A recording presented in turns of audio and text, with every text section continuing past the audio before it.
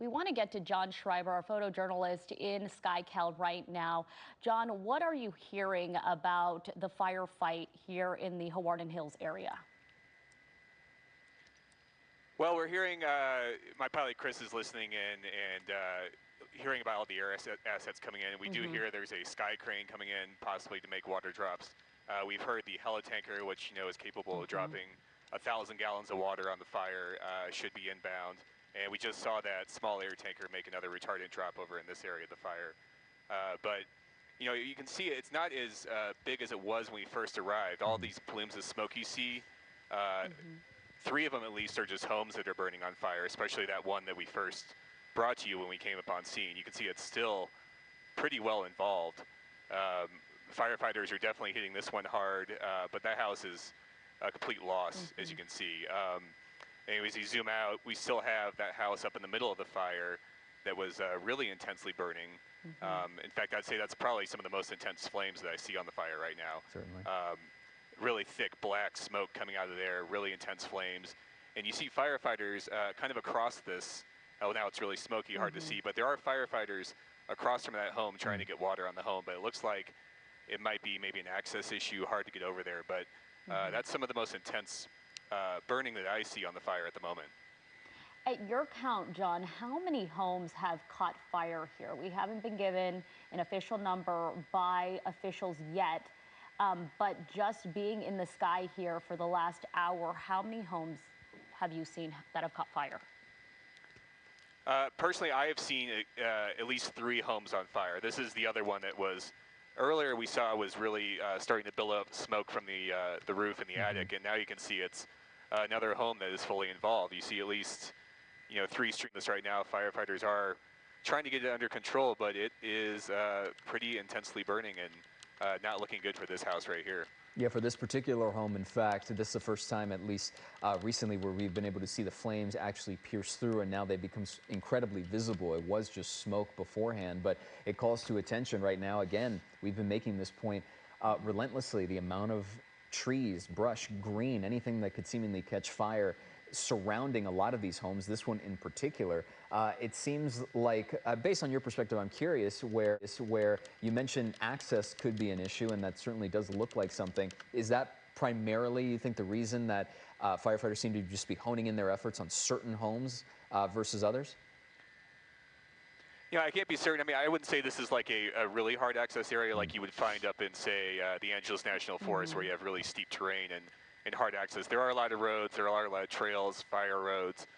So it looks like they are able to get to a lot of these homes, obviously, because it is a residential area, not some remote mountain area. But, it just goes to show, you guys were talking earlier about defensible space and how big of a difference that makes. The homes that are surrounded by brush, it's much easier for them to catch fire. But, look at this home right here, that right below it, a massive amount of defensible space and a lot of barrier for that fire.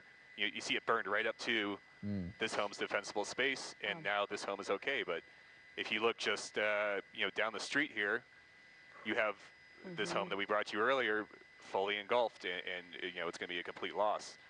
And it's just hard to see those images, and it's a reminder that firefighters, law enforcement officials continue to tell people, because wildfires are a real threat in all of our communities here in Southern California. And it's hard to see these multi-million-dollar homes just down to the bones. One of those homes was down to really the bones of the home. You can't even make it out anymore. And we're talking about a home that's possibly anywhere from 6,000 to 10,000 square feet, multi-million-dollar home, a lot of memories you can imagine in that place.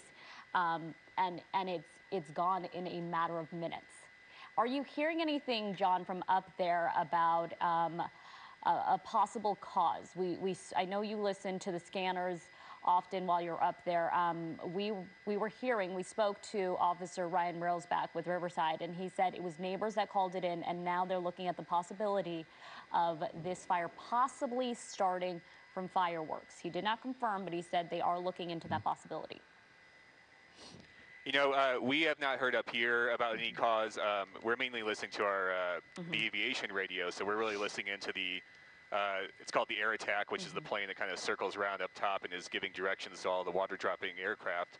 So we're listening to that, but I forget the statistic, but we know many fires that start here in California, the vast majority are human caused. So what we don't know yet what that might be, but it's not like a fire up in a national forest that's caused by a lightning strike.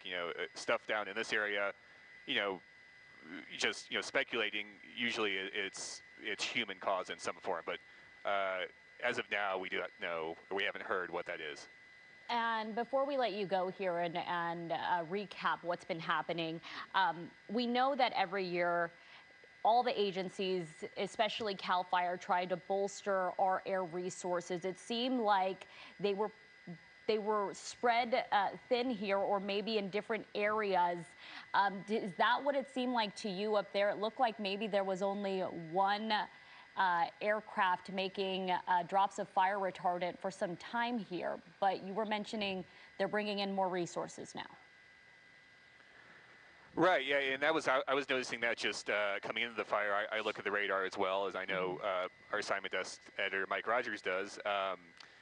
I did not see a ton of helicopters. Usually you pull up these things and you'll see the helicopters start hitting it hard. In Southern California, they really try to get as many assets on these fires as possible, especially in residential areas. You have the helitankers that we have stationed throughout Southern California. They have them in LA County, Orange County, Riverside County. We haven't seen it show up yet, but as you were mentioning earlier, just a few miles away from here, you have another massive fire. And while it's not in a residential area, it is it's burning pretty hot and burning pretty good. So, it's a hot day in Southern California. There's all these little fires popping up. So when that happens, I don't have a reason for it today, but it can spread resources thin. And I will say, having covered many fires from the air and on the ground, I do not see a lot of the water dropping helicopters and aircraft that you normally see on these fires. John, thank you so much for your report and your time. Obviously, we'll continue to monitor the situation. We'll check back in with you. In the meantime, for anyone just tuning in, we do want to update you on this brush fire burning homes in Riverside. It started shortly before 2 this afternoon east of the Sycamore Canyon Wilderness Park. It's now spread to more than 500 acres at last check. At least 3 homes have burned. Yeah, so far CAL FIRE has not posted any evacuation orders, and there are no word on the cause. But as you can see from SkyCal here, homes, at least 3 that we can count, have burned, and it is spreading fast. So we were speaking to Ryan Railsback with Riverside Police, telling us that people in this area, if you see these flames, if you're close to the smoke, evacuate.